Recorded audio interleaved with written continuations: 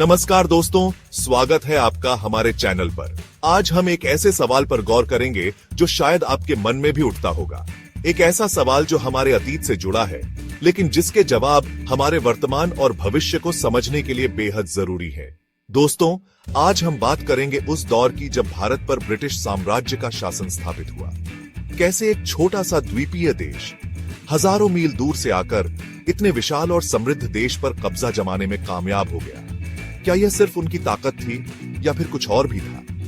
क्या हमारी अपनी गलतियां, हमारे अपने शासकों के फैसले इस कहानी का एक अहम हिस्सा थे? आज हम इसी सवाल का जवाब ढूंढने की कोशिश करेंगे। तो चलिए शुरू करते हैं। 17वीं सदी की शुरुआत। यह वह समय था जब भारत अपनी समृद्धि और वैभव के लिए विश्व भर में प्रसिद्ध था। भारत सोने की चिड़िया कहलाता था। इसकी समृद्धि और संसाधनों की कहानियां दूर दूर तक फैली हुई थीं। दूर दूर से व्यापारी यहां आते थे मसाले, रेशम और बहुमूल्य रत्न खरीदने। भारत के बाजारों में हर प्रकार की वस्तुएं उपलब्ध थीं, जो विदेशी व्यापारियों को आकर्षित करती थीं। उन्हीं व्यापारियों में से एक थी ब्रिटिश ईस्ट इंडिया कंपनी। यह कंपनी 1600 में इंग्लैंड की महारानी एलिजाबेथ प्रथम के चार्टर से स्थापित हुई थी। देखा जाए तो यह कंपनी भी शुरुआत में तो बस एक व्यापारिक कंपनी ही थी। इसका मुख्य उद्देश्य भारत से मसाले, रेशम और अन्य बहुमूल्य वस्तुएं इंग्लैंड ले जाना था। लेकिन धीरे धीरे इनके इरादे बदलने लगे। व्यापार के साथ साथ उन्होंने भारत के राजनीतिक मामलों में भी दिलचस्पी लेना शुरू कर दिया। व्यापार के साथ साथ इन्होंने भारत के आंतरिक मामलों में दखल देना शुरू कर दिया। भारतीय राजाओं और नवाबों के बीच फूट डालकर उन्होंने अपनी स्थिति मजबूत की। और फिर आया वो साल 1757 जब प्लासी के मैदान पर एक निर्णायक लड़ाई लड़ी गई। यह लड़ाई नवाब सिराजुद्दौला और ईस्ट इंडिया कंपनी के बीच हुई थी। नवाब सिराजुद्दौला और ईस्ट इंडिया कंपनी के बीच इस लड़ाई में कंपनी की जीत हुई और यहीं से भारत में उनके शासन की नींव पड़ी। इस लड़ाई में जीत कंपनी की हुई और यहीं से भारत में उनके शासन की नींव पड़ी। प्लासी की जीत के बाद कंपनी का हौसला और बढ़ गया। प्लासी की जीत के बाद कंपनी का हौसला और बढ़ गया। उन्होंने एक के बाद एक कई लड़ाइयां जीती और अपनी स्थिति को और भी मजबूत किया। उन्होंने एक के बाद एक कई लड़ाइयां जीती। 1764 में बक्सर की लड़ाई में तो उन्होंने मुगल बादशाह शाह आलम द्वितीय को भी हरा दिया। 1764 में बक्सर की लड़ाई में तो उन्होंने मुगल बादशाह शाह आलम द्वितीय को भी हरा दिया। इस जीत ने कंपनी को और भी ताकतवर बना दिया। बंगाल पर कब्जा जमाने के बाद तो जैसे कंपनी के लिए भारत के खजाने के दरवाजे ही खुल गए। सोना, चांदी, हीरे जवाहरात सब कुछ उनके कब्जे में आ गया। सोना, चांदी, हीरे जवाहरात सब कुछ उनके कब्जे में आ गया। कंपनी ने भारत की संपत्ति का जमकर दोहन किया और अपने साम्राज्य को और भी विस्तारित किया। लेकिन दोस्तों, एक सवाल जो यहाँ उठता है वो ये कि आखिर कैसे एक छोटी सी कंपनी इतनी बड़ी बड़ी जीत हासिल कर पाई? क्या वाकई में वो इतनी ताकतवर थी? क्या वाकई में वो इतनी ताकतवर थी या फिर इसके पीछे कुछ और कारण थे? आइए इस पर गहराई से विचार करते हैं। दोस्तों, सच तो यह है कि ब्रिटिश ईस्ट इंडिया कंपनी की कामयाबी का एक बड़ा कारण था हमारे अपने शासकों की कमजोरियां। जी हां, आपने सही सुना। उस समय भारत छोटे छोटे राज्यों में बंटा हुआ था। हर राजा अपनी सत्ता के लिए लालायित रहता था। आपसी फूट, ईर्ष्या और अविश्वास ने पूरे देश को कमजोर बना दिया था। मराठा, मुगल, सिख, जाट, राजपूत सब आपस में लड़ते रहते थे। किसी को भी इस बात का एहसास नहीं था कि एक नया खतरा समुद्र पार से हमारे दरवाजे पर दस्तक दे रहा है और अंग्रेजों ने इस कमजोरी का भरपूर फायदा उठाया। उन्होंने फूट डालो और राज करो की नीति अपनाई। भारतीय राजाओं को एक दूसरे के खिलाफ भड़काया और खुद मौके का फायदा उठाकर अपनी स्थिति मजबूत करते गए। लेकिन सिर्फ फूट ही नहीं, हमारे शासकों की कुछ और भी कमजोरियां थीं जिनका फायदा अंग्रेजों ने उठाया। जैसे कि आधुनिकता की कमी। जब यूरोप में औद्योगिक क्रांति आ रही थी, नए नए हथियार और तकनीकें ईजाद हो रही थी, तब हमारे शासक पुरानी युद्ध पद्धतियों और हथियारों से ही काम चला रहे थे।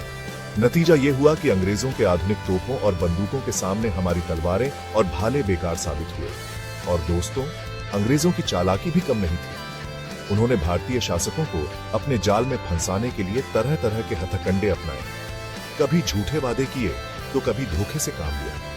प्लासी के युद्ध में नवाब सिराजुद्दौला के सेनापति मीर जाफर को अपने साथ मिलाकर उन्होंने गद्दारी की नई मिसाल कायम की। लेकिन दोस्तों, सबसे दुखद बात यह है कि हमारे कई शासक अपनी प्रजा की भलाई की जगह अपनी शान शौकत में डूबे हुए थे। भारी भरकम कर वसूली, कमजोर सैन्य व्यवस्था और प्रजा के प्रति उदासीनता ने भी अंग्रेजों को मजबूत बनाने में अहम भूमिका निभाई। हमारे शासक अपने महलों में आराम फरमाते रहे, जबकि अंग्रेज धीरे धीरे अपनी पकड़ मजबूत करते गए। अंग्रेजों ने भारतीय शासकों की इस लापरवाही का पूरा फायदा उठाया। उन्होंने कई शासकों से संधियां की, जो बाद में उनके लिए ही घातक साबित हुईं। अंग्रेजों ने भारतीय सैनिकों को भी अपने पक्ष में कर लिया, जिससे उनकी सैन्य शक्ति और भी बढ़ गई। भारतीय सैनिकों को अंग्रेजों के लिए लड़ने के लिए मजबूर किया गया और इस तरह हमारी ही ताकत हमारे खिलाफ इस्तेमाल की गई। अंततः भारतीय शासकों की गलतियों और अंग्रेजों की चालाकियों ने मिलकर हमें गुलामी की जंजीरों में जकड़ दिया और इस तरह हमारे देश की स्वतंत्रता छिन गई और हम पराधीनता के अंधकार में डूब गए। लेकिन दोस्तों, इतिहास से सीख लेकर हमें अपने भविष्य को संवारना है, ताकि ऐसी गलतियां फिर कभी न दोहराई जाए। चैप्टर 3, आजादी की LD ढाई का आगाज, 1857 का विद्रोह और उसके बाद। यह एक ऐसा समय था जब भारतीयों ने अंग्रेजी शासन के खिलाफ अपनी आवाज बुलंद की। दोस्तों, ऐसा नहीं है कि भारतीयों ने अंग्रेजी शासन को चुपचाप स्वीकार कर लिया। उन्होंने हर कदम पर विरोध किया और अपनी स्वतंत्रता के लिए संघर्ष किया। 1857 में एक ऐतिहासिक विद्रोह हुआ। इसे सिपाही विद्रोह या प्रथम स्वतंत्रता संग्राम के नाम से भी जाना जाता है। मेरठ की धरती से शुरू होकर यह विद्रोह पूरे उत्तर भारत में फैल गया। मेरठ से दिल्ली, कानपुर, लखनऊ, झांसी और कई अन्य स्थानों तक इस विद्रोह की लहर दौड़ अड़ा गई। झांसी की रानी लक्ष्मीबाई, तांत्या टोपे, नाना साहेब, बहादुर शाह जफर, मंगल पांडे जैसे वीरों ने अंग्रेजों को कड्डी टक्कर दी। इन वीरों ने अपने साहस और बलिदान से इतिहास रच दिया। लेकिन अफसोस की बात है कि यह विद्रोह अंततः असफल रहा। अंग्रेजों की ताकत और संसाधनों के सामने भारतीयों का संघर्ष कमजोर पड़ ही गया। आपसी तालमेल की कमी, संसाधनों की कमी और संगठन का अभाव, यही इस हार के मुख्य कारण थे। भारतीय सेनाओं में एकता की कमी और संसाधनों की कमी ने इस विद्रोह को कमजोर कर दिया। हालांकि यह विद्रोह अंग्रेजों के खिलाफ भारतीयों की एकता और संघर्ष का प्रतीक बन गया। इसने भारतीयों में एक नई जागरूकता और संघर्ष की भावना को जन्म दिया। इसने अंग्रेजी हुकूमत की नींव हिला दी थी। अंग्रेजों को यह एहसास हो गया कि भारतीयों को हमेशा के लिए दबाया नहीं जा सकता।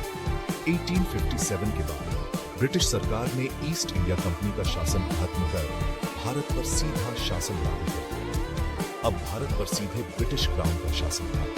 अब भारत ब्रिटिश साम्राज्य का एक उपनिवेश बन चुका था। भारतीयों के लिए यह एक नया दौर था, जिसमें उन्हें और भी कठिनाइयों का सामना करना पड़ा। अगले 90 साल तक भारत पर अंग्रेजों का शासन रहा। इस दौरान उन्होंने भारत की संपत्ति और संसाधनों का जमकर दोहन किया। इस दौरान उन्होंने भारत का आर्थिक शोषण किया, हमारी संस्कृति और शिक्षा व्यवस्था को नुकसान पहुंचाया। भारतीय समाज और अर्थव्यवस्था पर इसका गहरा प्रभाव पड़ा। लेकिन दोस्तों, 1857 के विद्रोह में भारत की स्वतंत्रता संग्राम की चिंगारी जलाई। इस विद्रोह में स्वतंत्रता की चिंगारी सुभाष बाबू, भगत सिंह और असंख्य स्वतंत्रता सेनानियों के त्याग और बलिदान के बाद आखिरकार 15 अगस्त 1947 को भारत को आजादी मिली। स्वतंत्रता उन सभी वीरों की थी जिन्होंने अपने प्राणों की आहुति दी। उतरो, जाने, समझें और आगे बढ़ें। दोस्तों, आज हमने देखा कि कैसे ब्रिटिश साम्राज्य ने भारत में अपना शासन स्थापित किया, लेकिन साथ ही हमने ये भी जाना कि कैसे हमारी अपनी कमजोरियों ने, हमारे शासकों की गलतियों ने अंग्रेजों के लिए रास्ते आसान कर दिए। लेकिन दोस्तों, ये सिर्फ इतिहास की बातें नहीं हैं, ये सीख हैं जिनसे हमें अपने वर्तमान और भविष्य को बेहतर बनाने की प्रेरणा मिलती है। हमें एकता का महत्व समझना होगा, हमें शिक्षित होना होगा, जागरूक होना होगा, तभी हम एक मजबूत और समृद्ध राष्ट्र का निर्माण कर पाएंगे।